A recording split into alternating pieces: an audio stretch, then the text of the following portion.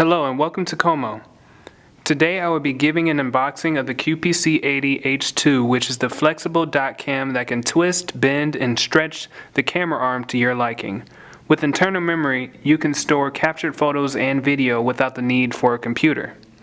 Open up the top portion of the box to view the document camera and the accessories. First, let's take out this box with the accessories and set that aside to access the dot cam, which is covered by a protective wrap and cover for the camera lens.